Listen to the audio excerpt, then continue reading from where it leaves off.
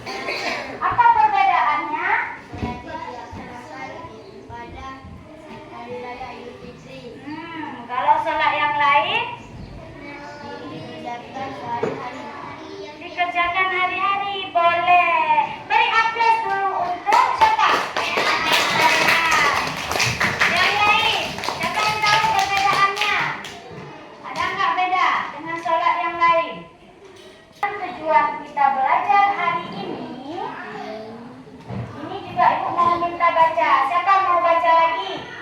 Siapa mau baca? Coba angkat tangan. Silakan dibaca. Kamarul Arifin. Tujuan pembelajaran 1. Menjelaskan pengertian dan hukum salat Aid dengan benar. Menjelaskan urutan serta cara pelaksana salat Aid. Dan yang ketiga, ini yang akan kita lakukan hari ini, poin ketiga, yaitu membuat pop-up book yang menceritakan atau menggambarkan urutan tata cara sholat Id dengan benar. Masih ingat? Masih ingat?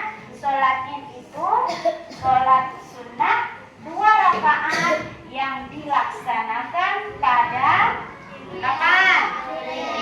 Hari Raya Idul Fitri dan Idul Adha. Sholat ini dilakukan secara berjamaah dengan adanya khutbah setelah sholat. Nah, ini satu lagi yang akan kita lakukan. Fokus. Melihat, mendengar, mengingat, fokus.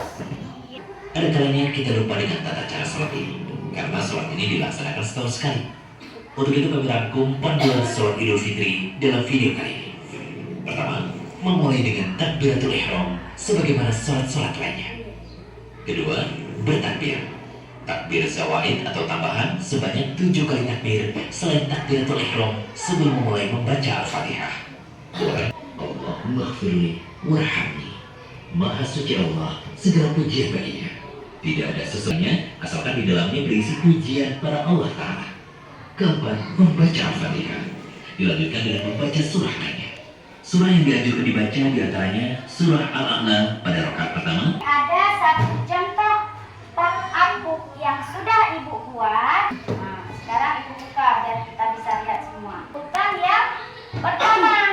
Pertama adalah niat sholat Id. Ini ada gambar orang sedang takbiratul ihram. Dan yang kedua urutannya takbir sebanyak 7 kali. Inilah salah satu perbedaan sholat Id dengan sholat yang lain. Kemudian selanjutnya, ini sudah rakaat kedua. Di rakaat kedua ada takbir, nampak nggak ini? Berapa kali? 5. Berarti di rakaat pertama takbirnya 7 kali. Rakaat kedua berapa? 5 kali. 5 kali. Yang lainnya sama.